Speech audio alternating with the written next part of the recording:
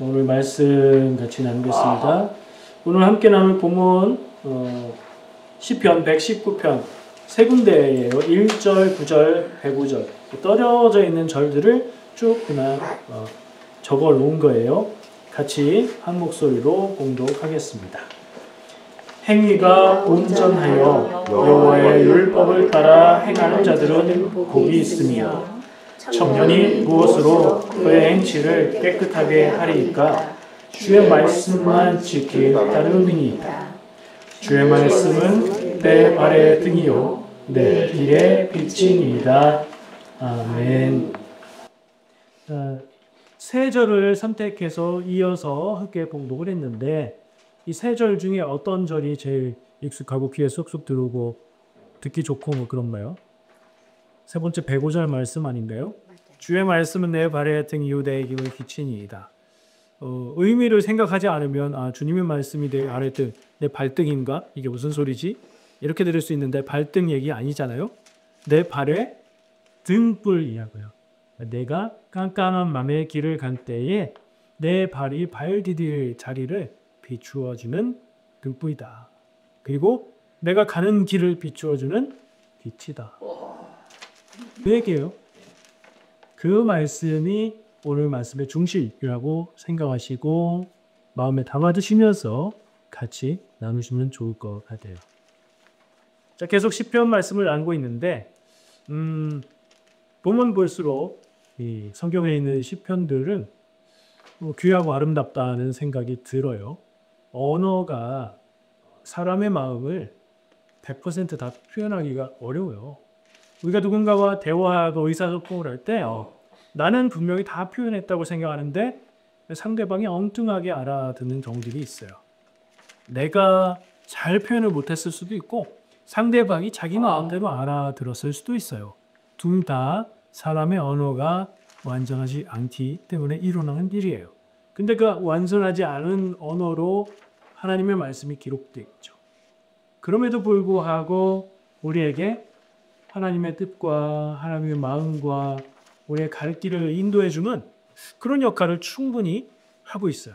그래서 성경 말씀이 참 놀랍다는 생각을 하는데 그 중에서도 믿음의 시들로 이루어진 시편은 또 다른 다른 이야기로 되어 있는 말씀 그리고 교훈으로 되어 있는 말씀 하고는 또 다른 느낌과 깨달음 주고 있는 것 같아요.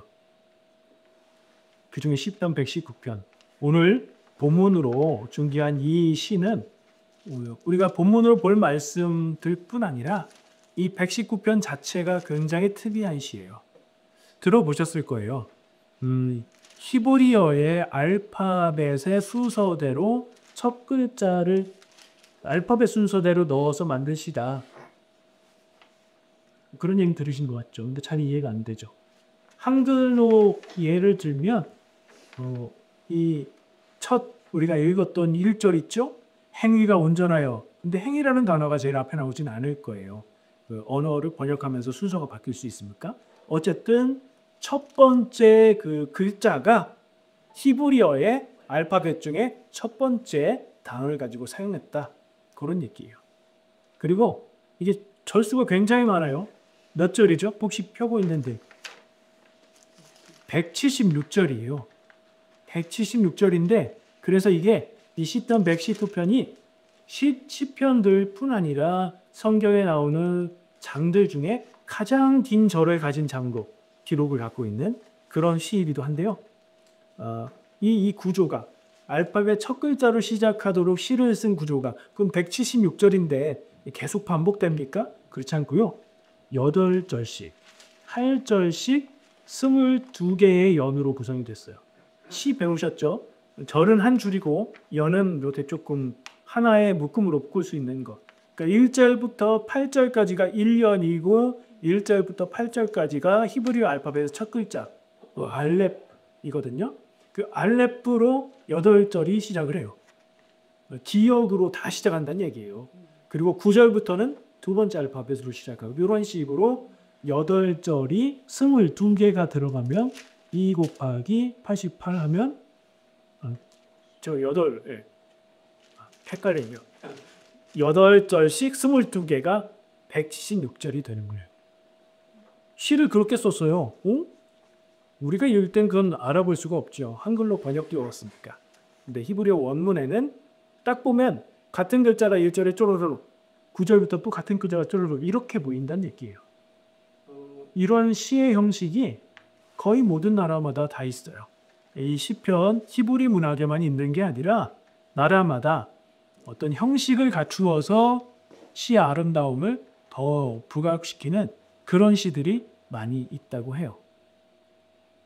그러면 여러분 한번 생각해 보세요. 시를 쓸 때에 시의 첫 글자를 정해놓고 시를 써야 된다. 그러면 그 문장을, 말을 만들기가 쉽지 않겠죠. 그걸 8절씩 맞춰야 되니까 그걸 맞춰서 쓰려면 모양은 맞출 수 있는데 내용이 이상해지기가 쉽겠죠. 근데 이 시편 119편 말씀은 그런 형식의 아름다움뿐 아니라 문장 내용 그리고 담겨있는 의미까지 하나님 말씀을 전하기까지 사람의 눈으로 보기에는 이야 정말 아름답고 완벽하다라고 볼 수밖에 없는 그런 형식을 갖추고 있다는 거예요. 시편은 이런 맛이 있다고요. 시라서. 자, 그래서 오늘은 제가 본문을 3절을 선택한 이유는 176절이나 되니까 다루고 있는 주제가 제법 많다 싶어서 좀 구분을 해서 나눠서 같이 다음 주도 이렇게 계속 119편을 더 보려고 해요. 오늘은 이 119편 말씀 중에 1절, 9절, 105절을 연속해서 볼 건데 그 중에 105절 말씀, 주의 말씀은 내 발의 등이요 내 길의 빛입니다. 이 말씀을 딱 마음에 담아두고 이걸 같이 나누면 좋을 것 같아요. 질문으로 한번 생각을 해볼게요. 여러분들이 공감이 되시나 난 그렇지 않은데 하는 생각이 드시나 생각해 보시면 좋을 것 같아요. 인생은 사람이 살아가는 인생은 왜 방황하며 살아갈까 하는 질문을 해보게 돼요. 간증하시는 분들이 많이 이런 단증을 해요. 내가 하나님의 뜻을 어렸을 때 알고 하나님께 서원하고 약속을 했는데 인생을 살다 보니까 그 약속대로 살지 못하고 다른 길로 세상 길로 방황을 많이 하다가 고생하고 힘들게 죽을 때까지 죽음 앞에 이르러서 그때 돌이켜서 하나님의 길로 와서 이렇게 됐습니다. 이런 간증들 많이 얘기하죠. 근데 왜 이렇게 헤매다닌 얘기를 할까? 어쩔 수 없어요. 하나님 뜻 안에서 말씀만 의지하고 하나님 뜻대로 조용히 그 길만 따라서 살아온 분들은 굳이 그렇게 얘기할 게 없어요. 평안하고 모범적으로 살아왔기 때문에. 근데 먼 길로 돌아온 인생은 할 얘기가 많은 거예요. 여러분들은 이렇게 살지 않았으면 좋겠습니다. 얘기하는 거니까. 그래서 그런 얘기를 들을 때 나도 인생에 좀 부비가 있어야 되는 건가? 내 인생은 너무 평안한 거 아닌가? 너무 말씀만 따라 살면 은혜가 부족한 거 아닌가? 이건 오해입니다. 그냥 그런 거예요. 그런 분들이 많이 얘기하고 그런 얘기가 인상적인 것뿐이에요. 근데 생각해보면 말씀 안에서 믿음 안에서 쭉 살아온 사람들조차 방황했던 순간들을 기억할 수 있을 거예요. 우리 장로님은 어떤 방황을 하셨을까? 권사님들은 어떤 방황을 하셨을까? 여러분 저를 보기에 어떻게 보이십니까? 방황하면서 이렇게 온 것 같습니까? 안 주고 온 것 같습니까? 모를 일입니다. 근데 살다 보면 이런 생각이 들 때가 있습니다. 내가 지금 제대로 가고 있는 건가? 신앙적인 면에서도 그렇고 인생의 의미, 내가 지금 잘 살고 있는 건가? 분명히 쉴 틈 없이 노력하면서 정말 힘들게 희생하면서 그렇게 살고 있는데 이거 헛된 고생을 하는 건 아닌가? 이렇게 가는 내 인생길이 맞는 건가 하는 생각이 문득문득 들 때가 있어요. 장롱이 있어요? 아직은 없어요. 이제는 없어요. 조금 더 이제 나이가 들수록 자꾸 그런 생각을 해보게 돼요. 근데 그건 참 좋은 거라고 생각해요. 그때마다 내 인생을 뒤돌아볼 수 있는 기회니까요. 그냥 아무 생각 없이 살아가는 삶은 둘 중에 하나예요. 좋은 길로 그냥 고민 없이 제대로 쭉 살아가는 것이든가 조금 인생 빗나갔는데 하나님 뜻에서 거의 같이 있는 인생에서 돌아보지 않고 계속 가든가 조금만 빗나가도 길을 바로잡지 않고 계속 살아가면 나중에 많이 빗나가 있겠죠. 그러니까 뒤돌아볼 수 있는 기회를 갖는다는 게 얼마나 귀합니까. 우리 삶 살다가 문득문득 나 잘 살고 있나? 열심히 살긴 했는데 제대로 맞는 길로 살아온 건가? 하는 생각이 들 땐 다시 돌아보고 방향이 틀어진 것 같으면 그 조정하면 되는 거다. 감사할 일이다. 그런 생각을 합니다. 그런 때 이런 도무지 잘 모르겠을 때 이런 고민을 하죠. 이 길이 맞는 길인가 하는 확신만 있다면 흔들리지 않고 끝까지 갈 수 있는. 근데 그 확신이 없다. 이걸 잘 모르겠다. 이런 고민을 하게 돼요. 어쩔 수 없어요. 인간이기 때문입니다. 모든 인간이 모든 것을 알 수 없기 때문입니다. 모든 것을 알 수 있다면 이렇게 고민하며 살 이유도 없겠죠.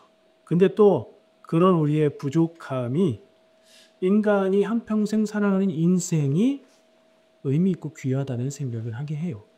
고민하며 선택하고 어떤 인생이 맞는 인생인지 삶으로 경험하면서 그 길을 찾아가고 길을 찾았다면 어렵고 힘들고 아픈 일이 있어도 견디면서 그 길을 끝까지 나가. 잘못 살아왔다 생각했을 때는 그 삶을 돌이켜서 바꾸는 모습이 사람만이 할 수 있는 그런 모습이 아닌가 하는 생각을 해요. 고민하는 인생이 아름답다.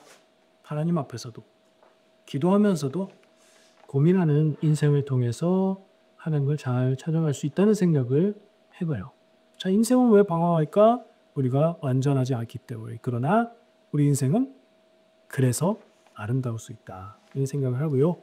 자, 이제 말씀드린 대로 1절, 9절, 105절 말씀을 좀 가지고 나누어 보겠습니다. 1절에 제목을 달아보면 저는 헌신의 시작이다. 하나님 앞에 하나님의 뜻을 따라 살기로, 하나님의 말씀을 따라 살기로 내가 결단하고 헌신하는 것을 이야기하고 있다. 1절 말씀이 뭐죠? 읽어드릴게요. 행위가 온전하여 여호와의 율법을 따라 행하는 자들은 복이 있으며. 아멘. 복이 있대요. 여기에 눈이 가죠? 누가 복이 있대요? 율법을 따라 행하는 자가 복이 있대요. 율법은 뭐 10계명 혹은 뭐 몇백 개의 율법 그런 것만 말하는 게 아니라 하나님의 말씀, 하나님의 뜻을 대표하는 말이에요. 하나님의 말씀을 따라 사는 자들이 복이 있다. 근데 그거에 대해서 뭐라고 또 말할래? 처음에 행위가 온전한 것이다. 그게. 자, 우리가 사람으로서 하나님의 백성으로 제대로 살아가는 길은 무엇이다? 여호와의 율법을 따라 사는 것이다. 여호와의 율법을 따라 산다라고 평이하게 말했는데 이 말씀에서는 율법을 따라 행하는 것이라고 표현하고 있습니다. 하나님의 말씀을 인정하고 믿고 사람들에게 말하고 그게 다가 아니라 그 율법을 따라서 내가 행동하면서 사는 것. 그게 온전한 인생이요 우리는 인생이다. 시편 1편 오늘 119편 말고 전에 나눴던 시편 1편 말씀 뭘로 시작하죠? 그럼 떠올려 볼까요? 복이 있는 사람. 제가 적어왔어요. 읽어드릴게요. 복이 있는 사람은 악인들의 꾀를 따르지 아니하며 죄인들의 길에 서지 아니하며 오만한 자들의 자리에 앉지 아니하고 오직 여호와의 율법을 즐거워하여 그의 율법을 주야로 묵상한도다. 아멘. 같은 말씀이네요. 그 말씀을 핵심적으로 요약해 온 것이 아닌가 생각을 할 수 있을 것 같아요. 시편 1편 말씀에서나 제가 그때 그 말씀을 어떻게 얘기했었죠? 하나님의 말씀을 따라 살면 내가 원하는 복들을 다 얻게 된다. 그게 아니라고 그랬죠. 하나님의 말씀을 따라 사는 인생 그 자체가 복이다. 라고 말씀드렸었어요. 오늘 이 119편 1절 말씀도 그렇게 보는 게 맞는 것 같아요. 행위가 온전해서 여호와의 율법을 따라 행하는 자들은 그 인생이 복된 인생이다. 어렵고 힘들어도 말씀을 따라 살아가는 인생이 복되고 아름다운 인생. 그 인생의 끝에 하나님이 함께 하시며 복을 주시고 구원이 승리가 있을 거다. 라고 말하는 거죠. 온전하다는 표현을 하고 있는데요. 온전하다는 말 성경에서 많이 쓰는데 일상적인 용어로 바꾸면 완벽하다는 말이에요. 사람이 완벽할 수가 없잖아요. 완벽하지 않은 사람이 하나님 앞에 온전한 모습으로 사는 것이 하나님의 율법을 따라 행하며 사는 거다 라고 이 시는 첫머리에 그렇게 말을 하고 있는 거예요. 이 시가 전하고 있는 메시지가 여러분들 마음에 와 닿습니까? 젊을 때일수록 그런가? 뭐 그렇다고는 하는데 나는 잘 모르겠고 나는 재밌게 살고 싶고 내가 하고 싶어하는 일 하면서 살고 싶고 즐겁게 살고 싶은데 이런 생각이 들 수 있어요. 근데 살아보고 재밌게 살려고 살아봤는데 그 재미가 그렇게 영원한 것도 아니고 그렇게 가치 있는 것도 아니었고 혹여 그 재미라고 생각했던 길들이 내 인생을 잘못된 길로 이끌었다면 성숙한 시기에 이르러서는 다시 생각하게 해줘. 그쯤 가면 이 말씀이 와 닿을 수도 있을 것 같아요. 우리가 행복하자고 노력하며 살죠. 이거 누구나 마찬가지일 거예요. 그 노력하는 시간이 행복하지 않다면 행복해지는 인생의 시점을 어떤 모습을 설정해 놓고 그것을 가기 위해서 내가 지금 좀 희생하고 고생한다 이렇게 살잖아요. 근데 지금 살아가고 있는 과정이 행복하지 않다면 좀 고민할 필요가 있어요. 당연히 좋은 날을 위해서 고생하고 지금을 희생해야 된다고 생각하지만 긴 세월을 고생하고 희생했는데 나중에 이루었을 때 내가 원하던 그 행복이 아니면 그거 정말 허무하지 않겠어요? 신앙적인 의미에서도 이 부분은 우리가 늘 고민하면서 살아야 될 것 같아요. 저는 우리 교회 자녀들을 위해서 기도할 때 물론 공부도 잘하고 좋은 길로 가고 좋은 선택을 하게 되고 형통하게 되는 것들을 위해 기도하지만 그거에 앞서서 기도하는 것은 우리의 교회 모든 성도들과 자녀들이 하나님의 말씀을 따라서 살기를 그걸 늘 근본적으로 기도를 합니다. 하나님 뜻 안에서 하나님이 주시는 비전을 따라서 그리고 하나님이 주신 사명을 따라 살기를 기도합니다. 그게 우리가 바라는 성공으로 가는 길이라서가 아니라 그렇게 사는 인생이 성공이라고 믿기 때문입니다. 말 바꾸는 말놀이가 아니고요. 하나님이 인도하시는 길이 가장 좋은 길이라는 말을 새겨보시면 좋을 것 같아요. 자, 두 번째 9절 말씀 뭐죠? 읽어볼게요. 청년이 무엇으로 그의 행실을 깨끗하게 하리이까? 주의 말씀만 지킬 따름이니이다. 그다음에 결론을 보면 주의 말씀을 지킨다는 얘기가 결론으로 남는데 나랑 좀 안 맞는 것 같은데는 청년이에요. 청년. 나는 청년이라고 하기 좀 그렇잖아. 이 청년은 무슨 청년이냐면요. 신체적인 나이를 얘기하는 게 아니에요. 청년의 때는 어떻습니까? 혈기가 왕성하고 의욕도 넘치고 무엇인가 할 수 있는 체력도 있고 근데 그 의욕과 능력과 힘에 비해 부족한 게 뭐예요? 옳고 그름을 판단하고 헤아리고 이 길에 이 선택의 끝에 어떤 일이 올 것이라는 경험 같은 건 좀 부족하죠.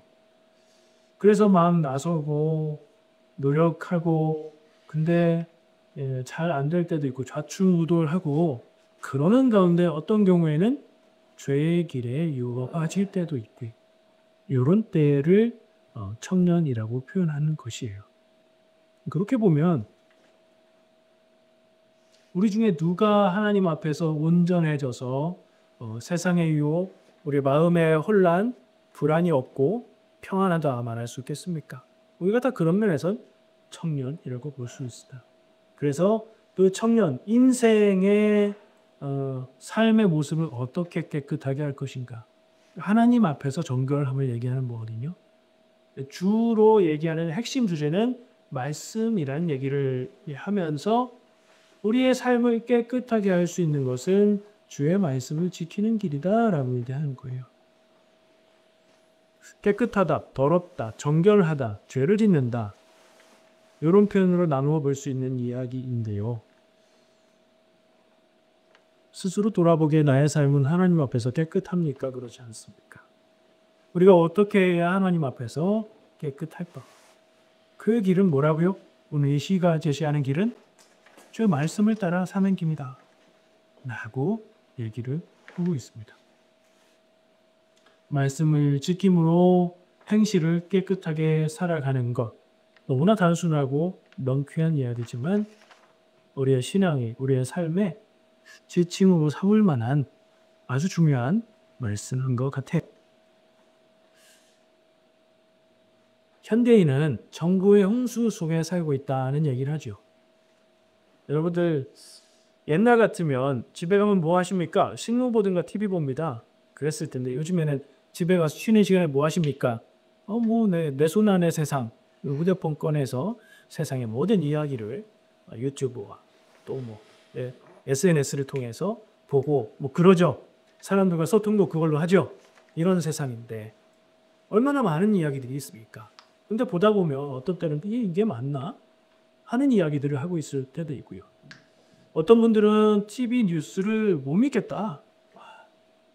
난 유튜브만 보고 믿겠다 하는 분들도 있던데 유튜브에서 내가 듣고 싶은 얘기를 해주기 때문에 그렇거든요. 이게 정말 사실인지 아닌지는 생각해 봐야 되는 일이에요. 확인해 봐야 되냐. 왜냐하면 유튜브는 아무런 책임이 없는 매체거든요.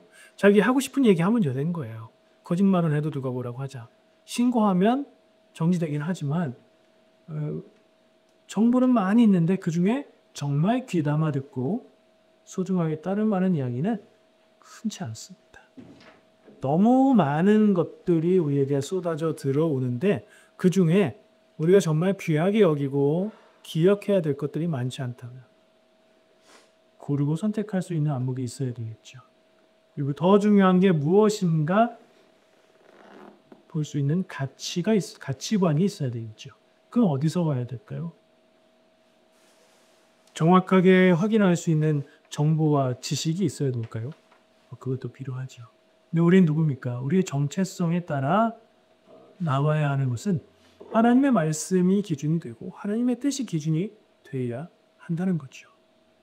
하나님의 뜻과 말씀에 비추어서 우리에게 전해지는 모든 이야기와 정보들을 우리가 걸을 수 있고 골라낼 수 있다 하는 생각을 하게 됩니다. 말씀은 단순한 지침이 아니라 우리의 가치관과 판단 기준을 정해주는 능력입니다. 그래서 마지막으로 강조하고 싶은 건 이 말씀에서 매일매일 말씀을 묵상하는 시간이 우리를 오염로부터 죄의 유혹으로부터 지킬 수 있는 울타리가 된 적이 있습니다. 매일매일 말씀 묵상. 은교원이 깨알같이 이렇게 얘기를 강조합니다.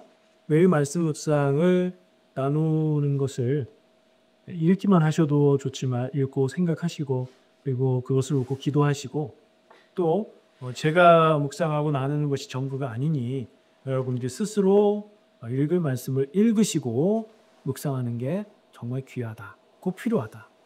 나를 지키기 위해서 꼭 필요한 일이다. 하루하루 쌓아가는 것이 우리 인생의 가장 큰 힘이 되는 줄 기억하시고 말씀을 통해서 우리 삶을 지켜가시기를 축복합니다.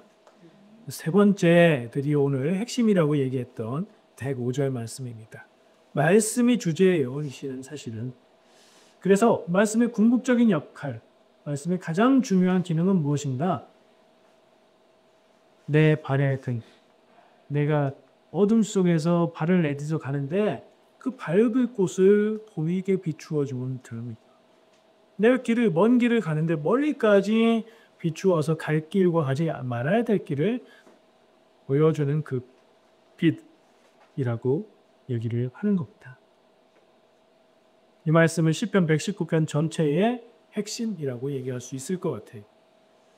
발의 등을 그리고 길의 빛을 같은 얘기 같은데 왜 두 번 썼냐? 단순해요. 성경에 두 번 나오면 강조하는 거예요. 이게 되게 중요하다라고 강조하는 거고요. 그리고 약간 점층적인 효과를 주고 있어요.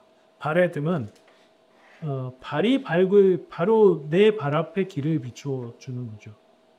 웅덩이가 있으면 헛디지 않게, 구멍이 있으면 빠지지 않게, 위험한 것이 있으면 피할 수 있게 내 삶의 지금 순간을 지켜주는 등불이 뭐라고요? 말씀이라. 주의 말씀이라. 그리고 길의 빛은 더 멀리 보게 하는 이야기예요. 가까운 데서부터 더 멀게. 구체적으로 적용해 보면 우리 인생에 지금 당장의 일들이 아니라 내가 살아가고 있는 삶의 방향과 선택들을 생각할 때 1년 후, 10년 후, 40년 후 인생의 방향을 비추어주는 불빛이다. 여러분, 성경 말씀이, 하나님 말씀이 내 삶의 방향을 인도하고 있습니까? 이 시는 그렇다고 말하고 있어요. 이 시를 쓴 사람은 그렇게 살았을 거예요. 이 시의 말씀을 보면서 하나님의 말씀이 내 삶을 비추고 인도하고 있는가? 내가 하나님의 말씀을 그렇게 따라서 살고 있는가? 질문해 볼 수 있을 겁니다. 이 주제는 아무리 강조해도 지나치지 않습니다. 그래서 여러분들 스스로 그 마음에 새기고 묵상하길 바라고요. 마지막 강조만 좀 해보겠습니다.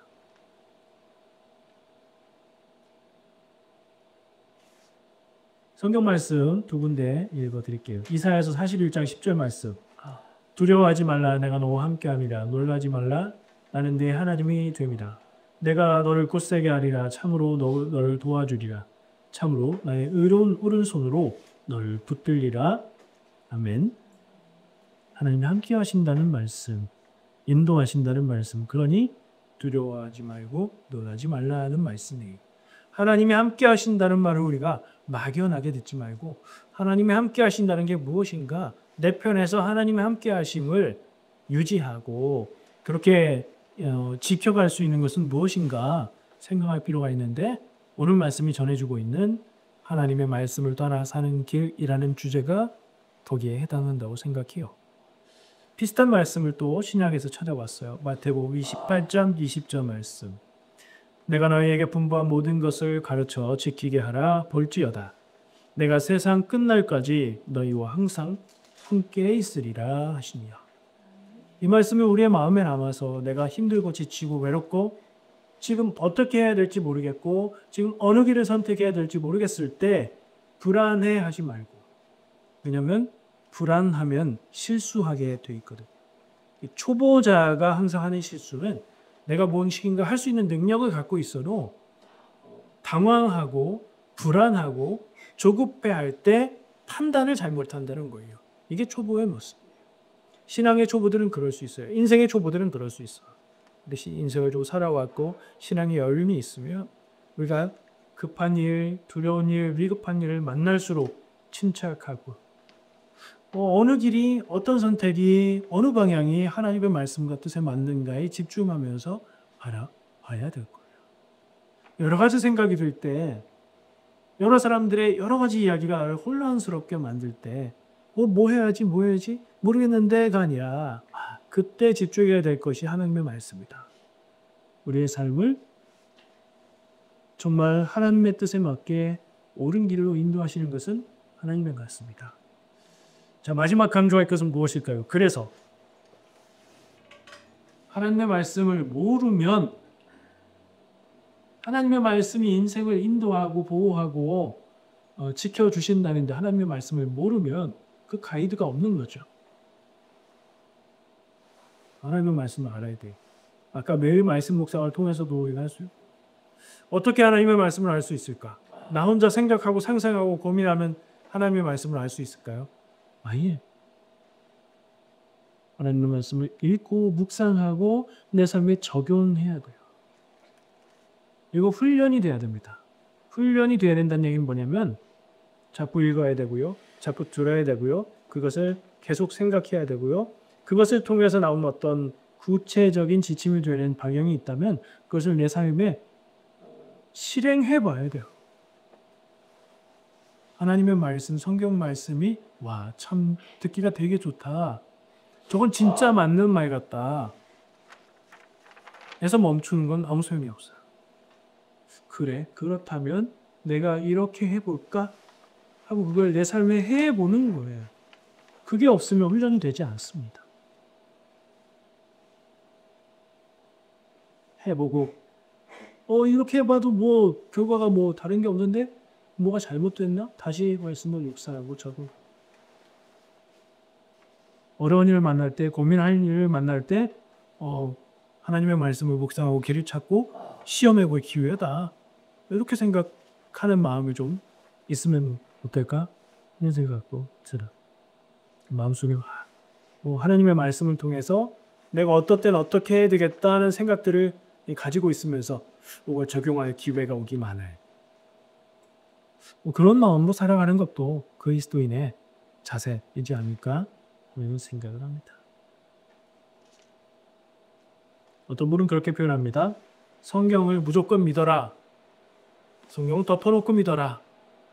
성경을 덮어놓으면 읽지 못하니까 알 수 없으니까 믿을 수가 없다. 그러면 안 됐다. 그런 얘기를 하시더라고요. 저는 성경 말씀을 무조건 믿어라 라고 말하지 않습니다. 왜냐하면 무조건 믿을 수가 없어요. 성경에 있는 말씀들이 뭔 말인지, 무슨 얘기인지, 어떻게 하라는 건지를 우리가 생각하고 해석하고 적용하지 않으면 믿을 수가 없어요. 해석이라는 게 내 뜻대로 생각한다는 얘기가 아니에요. 이 말씀이 나에겐 어떤 의미인가를 찾아내는 거예요. 말씀 앞에서 그런 자세로. 자, 이 말씀이 나의 삶을 어떻게 인도할 것인가? 지금 이 순간 내가 말씀을 기억해 볼 때 어떻게 해야 만든 건가? 하는 생각이 그에게 늘 있기를 축복합니다. 기도하겠습니다.